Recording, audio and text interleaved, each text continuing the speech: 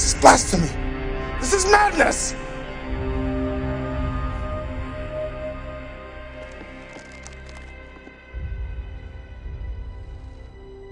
Madness.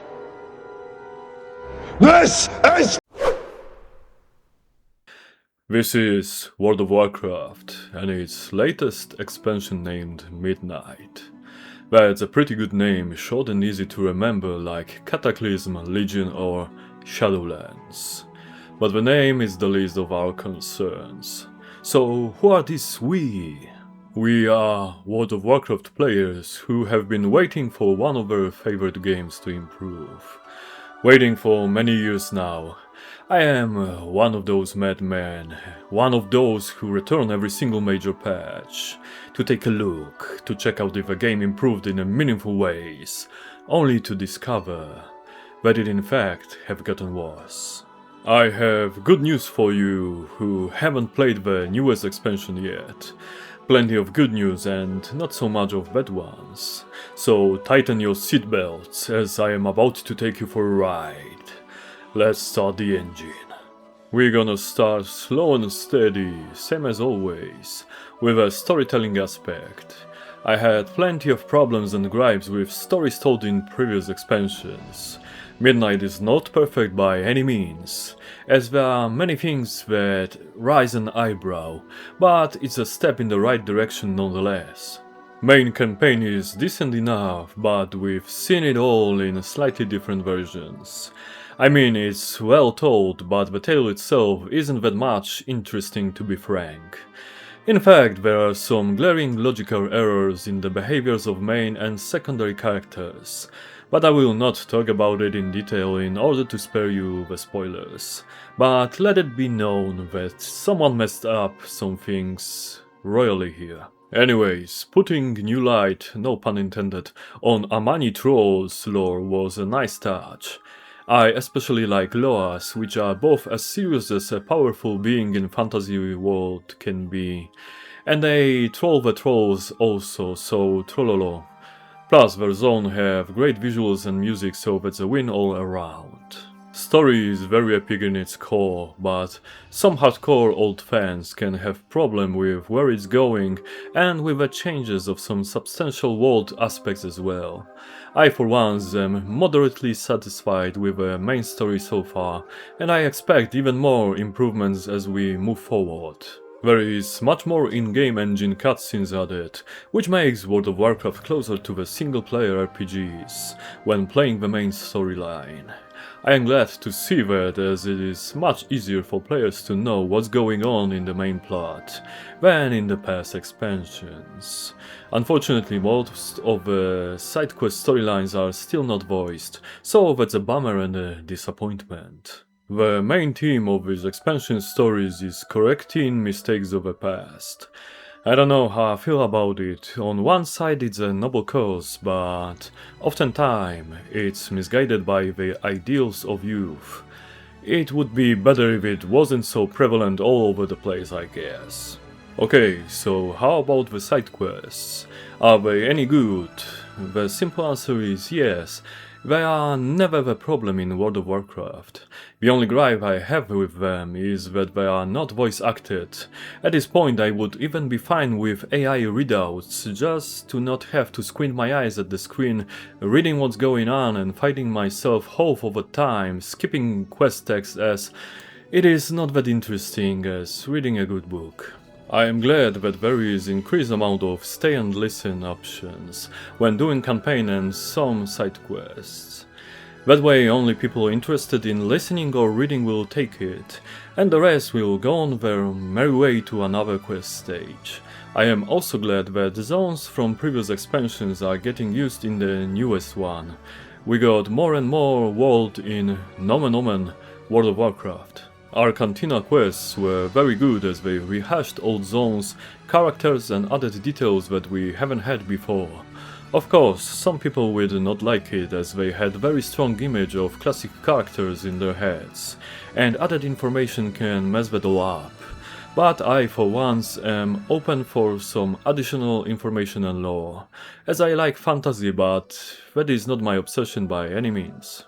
So, all in all, even if I have some gripes with the story told in Midnight, I still had a great time, and I listened to every single voice line that I could find. The more important is the fact it felt good to experience it.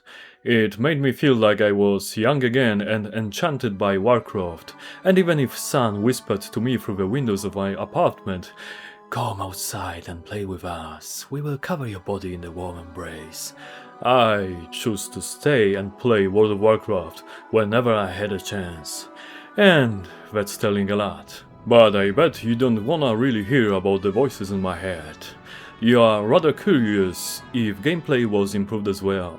Before I start my litany of mostly negative stuff, I have to preface that with the most important thing: gameplay overall is vastly improved compared to the War Within, the previous expansion. Activities are more interesting, rewards are way better, playing solo can finally make most of your gearing progress on your own, and many more drastic improvements. That said, let's lay it out in more detail one by one. Firstly, it kinda sucks when in most of main storyline quests, my main reward was a piece of housing decor. I do not engage in housing almost at all, as I am not a house husband, but nonetheless, I am constantly reminded of a system in which I have almost zero interest. I am kinda tired by things like that, but still, I am happy for all those housing enthusiasts and failed architects alike. Cleaning my apartment in real life is as much housing as I need in my days. When I was young, I was creative like that.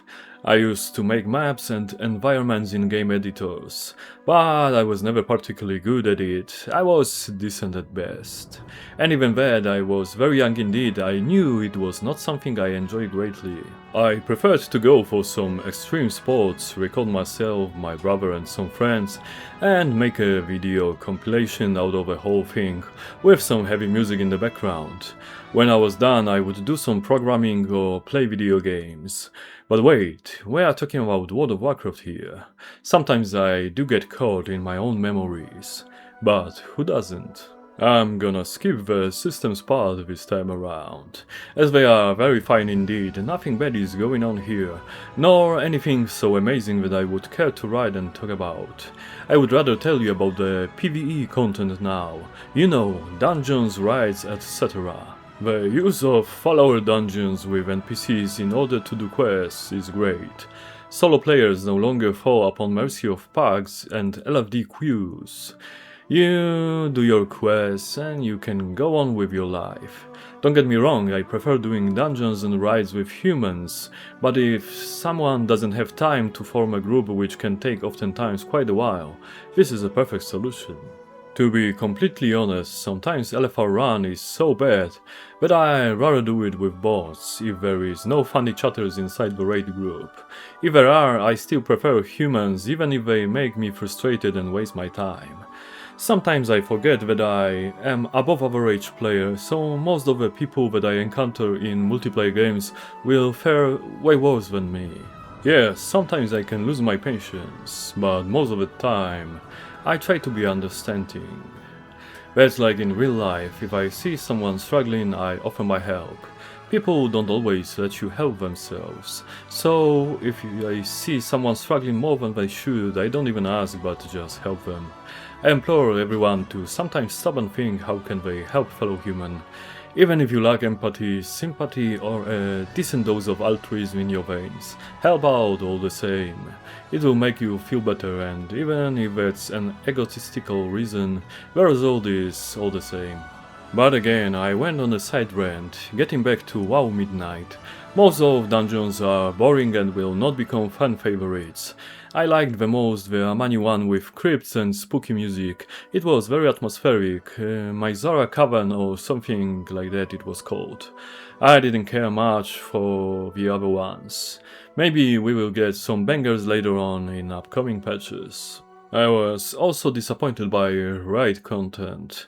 Aesthetically very bland and samey, no unique mechanics to speak of. Mind you, I've only done LFR, but I doubt on higher difficulties it's much different.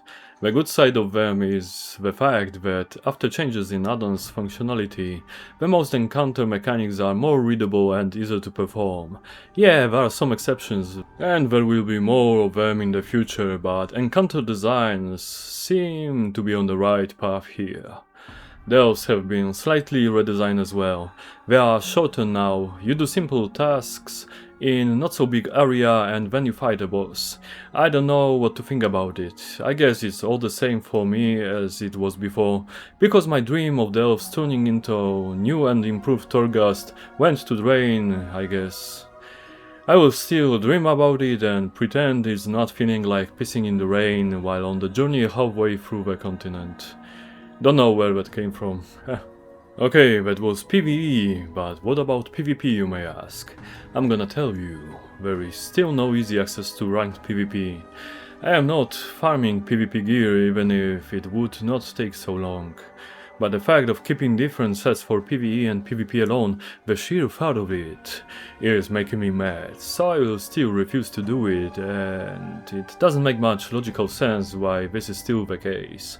Just equalize PvP item level already. Despite my disappointment, at least you get basic item level enhanced to the degree that it's not as much of a massacre on new combatants as in previous expansion. So that's good, but it could be better by just equalizing everybody's eye level. Why is this so hard to understand by designers? On the bright side, adding Battlegrounds option versus bots is a good addition for all the PvE players who just want to do some BG quests for good rewards. I am starting to sound like some bot lover, but that's not the case. It is just a way to allow some PvE players to get quests done and not hope that some hardcore PvP players will be on their side to carry the whole game. It's a win-win, unless you are a type of player who likes to kill cannon fodder that consists of not so good and inexperienced players. In that case, shame on you. The final thing I would like to discuss in the gameplay section is the whole shebang with nerfing add-ons capabilities.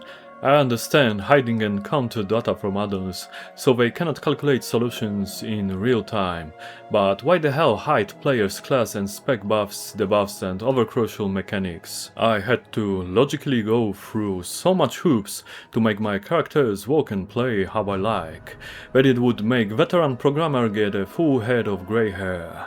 It is so unbalanced now that playing debuff reliant classes is much harder than cooldown based ones. That ain't right, and I would love it if Blizzard could make it better. The lone fact that they blocked most of the resource tracking in combat with your own health out of all things is purely diabolical. Shame on Blizzard. I would like my heavy defensive cooldowns to only show when I'm low enough health, but now I simply cannot do it. Some people say that they went not far enough with the whole add-on apocalypse, but I would say that they've gone way too far. That's all I have to say about that, I guess. Now it's time to get technical, and even if that's always my favorite part of any review, there is not much to say here this time around. Yes, most of new zones look great and some places are breathtakingly beautiful. Is really going to be breathtaking. You're breathtaking. You're all breathtaking. All right. So, I guess I gotta finish this, so tell me. Still, there are some not so good looking elements, but that's not very important in the grand scheme of things. The most impressive were Zulamani territories and Haranir. They are designed intentionally to remind us of Vanilla and TBC classics in the renewed, more detailed rendition. I like that, even if it's clearly playing on veteran players' sentiments. The new and improved zone of Eversong Woods have plenty of places where performance tanks heavily due to number of details. World of Warcraft engine is an ancient one in Anno Domini 2026. I don't know how much longer it can last like this.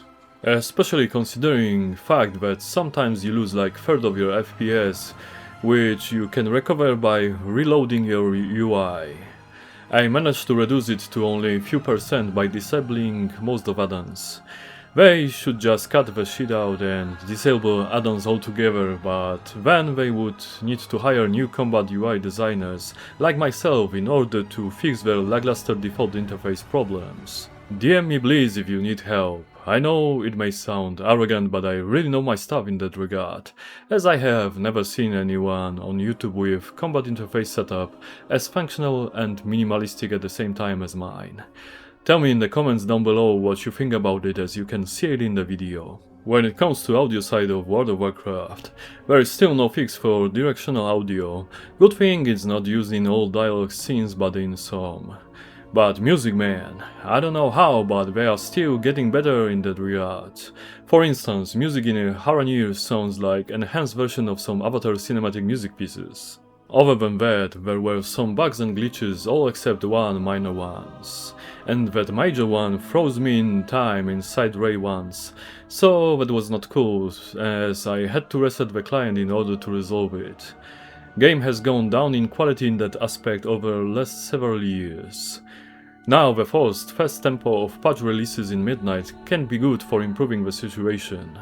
I guess we're gonna see if that train will derail someday soon. I'm not gonna dwell much longer over the whole state of World of Warcraft in the first half of 2026. All I'm gonna say is that, despite its shortcomings, Midnight seems to be much better expansion than War Within ever was. It is closer to the core Warcraft experience than anything else we've seen since Legion. And for that alone we got to mightily applaud Blizzard. Yes, we need to as well still hold our whips on our belts, just to unleash them when they mess up again. But overall it's not bad. I will say even more, they're going in the right direction, and if by any chance Blizzard devs will listen to their older colleagues that made the basis for this game, I think we might be in for some few more good rides in this game yet. Anyways, I think that's all I've got for you this time around. You may unbuckle now, go outside and throw up, or just be happy that you can live your life.